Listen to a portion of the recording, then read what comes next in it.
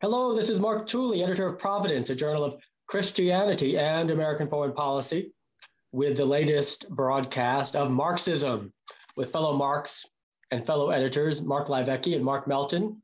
Today, we'll take on a few topics: the death of Colin Powell. We've not yet published an article in Providence about his death, but nonetheless, we are going to discuss it and his legacy. A piece by Reinhold Niebuhr, discussing the impending post-World War II Cold War with the Soviet Union. And then finally, Mark LiVecche and I will discuss our recent pilgrimage to several seminaries and a Christian school in Kentucky, where Mark LiVecche spoke on Christian realism and just war teaching. But first, Colin Powell, formerly chairman of the Joint Chiefs of Staff, Secretary of State, National Security Advisor, so was in leadership through the final years of the Cold War, through the Persian Gulf War, and then after 9/11, during the war in Afghanistan and in Iraq. A man of great gravitas, had been a combat commander in Vietnam, if I recall correctly, an active practicing Episcopalian, someone who certainly was an American patriot. His parents were immigrants from Jamaica. Someone who believed in the utility of military force, but also believed in restraint, was seen as cautioning against the Iraq War, but had told President Bush he would support it when called upon, and of course made the now infamous argument before the United Nations on weapons of mass destruction. Mark LiVecche, your thoughts on Colin Powell as statesman and military leader? Yeah, certainly in the commentary on military leader, I think we've seen a lot of reflection recently on the Powell Doctrine.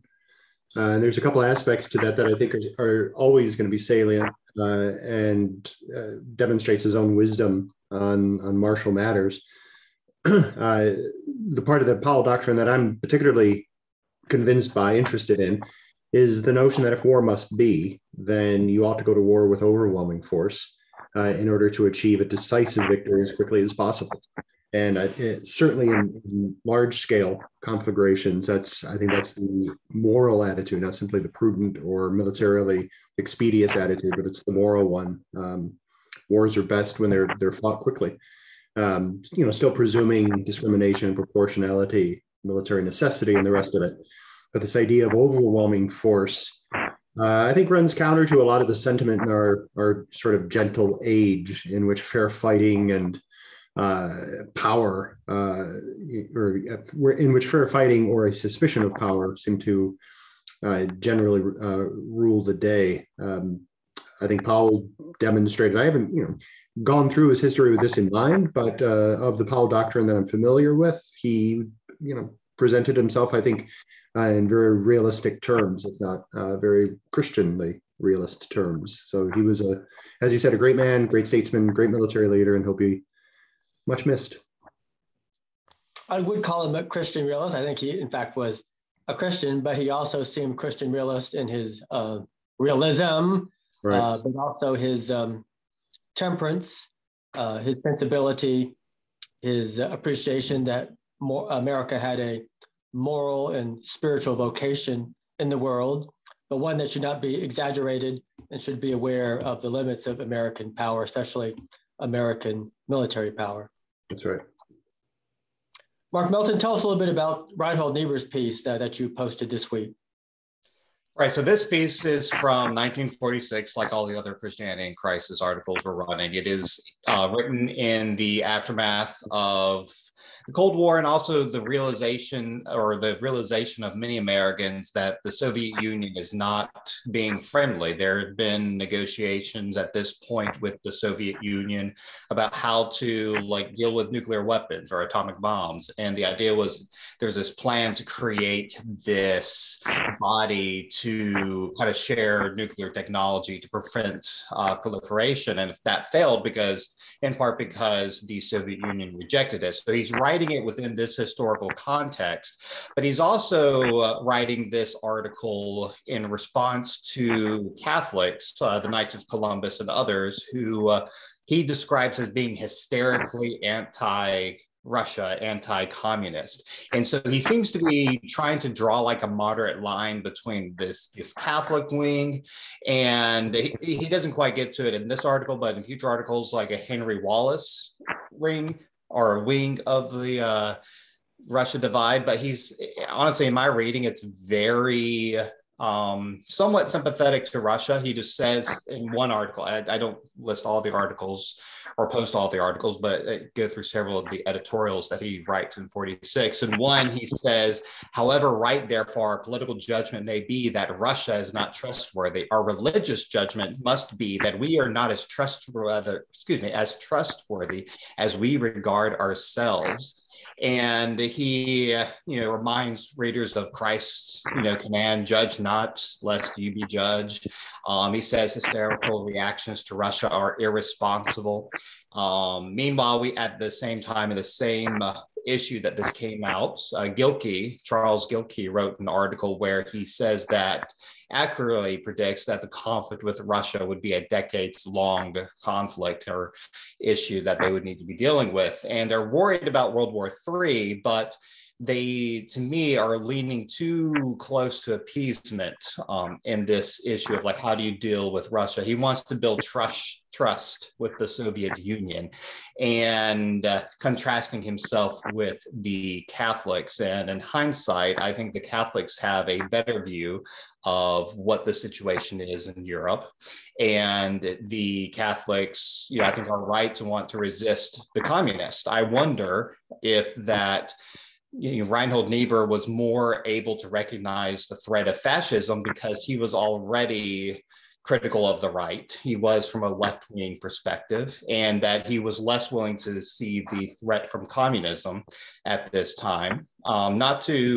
Next week, I'm planning on running another article where he changes his rhetoric a little bit, if not his policy, but he does contrast himself later on with Henry Wallace, who was vice president under Roosevelt and was very much of the left. And he gave a speech around this same time where he basically denounces the Truman administration for being hostile to the Soviet Union. And, Reinhold Niebuhr writes against him, but at the same time, reading Wallace's speech, I don't see much daylight between Wallace and Niebuhr on this. Like, in fact, in some ways, the Christianity in Crisis articles go further than what Wallace was saying. But he still contrasts himself. So I'm going to look into that a little bit for next week as kind of a preview. But yeah, there is a shift in Niebuhr that he is moving more and more away from let's give the Soviets the bomb, which is what he said in 45, to kind of Soviets are not being friendly, but we still need to build trust with them. We basically need to give them some freebies in order for them to trust us. Later on, there's more support for the Marshall Plan, which is going to be debated in 47, I think implemented in 48, 49. But so that's kind of the historical context of what's going on in this article. And I'm not sure what else to say on that. I think that if I recall correctly, like so many others, he finally became more anti-Soviet after the coup in Czechoslovakia in 1947. But it is interesting, for all his realism, that he was a little bit slow to the show to recognize the threat of the Soviet Union after World War II, in contrast to his discernment regarding, as you say, the fascists and Nazis and Japanese in the lead up to World War II. Any comments, Mark LiVecche? I haven't thought about that specifically as to why, but I mean, there's a part of me that, my common gripe against Niebuhr is that this is somewhat endemic of his ever-dying idealism, right? He was a pacifist before World War I, ceased to be a pacifist, became a pacifist again in the build-up to World War II, ceased to be a pacifist, finally abdicated it abandoned it completely. But, like the best of us old idealists, he was constantly fighting with his gentler and naive self, I think. So, and then there was probably, to be sure, a socialist streak within him, soft socialism. But We all have to fight our inner idealist, don't we, Mark? Oh, every day, every day. One thing I would add to this, Niebuhr also traveled in Germany in 46. And if you go back and look at his article for that, which we posted with another report from 1940s or Germany 1946, they both write basically, it seems like they're criticizing America for the sake of criticizing America. And yes, the American troops there were not perfect, but what Niebuhr kind of writes about in like the piece about Wallace is that to his almost surprise, the Germans wanted the Americans there and not the Soviets. And so I think that was partly what kind of helps move him further toward like recognizing the Soviet Union as a problem, is that they would rather be occupied by or the Germans would rather be occupied by us. And so actually being on the ground, I think might help, for lessons for today, might help correct bad foreign policy advice. And I think he's also, I think, falling into a mistake of, trying to be moderate and reasonable. And if you're trying to find a moderate position between a good policy and a bad policy, you get a bad policy. That just sort of stresses the fact that if Niebuhr was surprised that the Germans would rather be occupied by the Americans than the Soviets, and he did not understand the facts on the ground and the atrocities that the Red Army wrecked as they liberated Eastern Europe. But that's another story. The Czechoslovak coup was 1948, not 47, but many did not fully convert to the Cold War cause until that coup.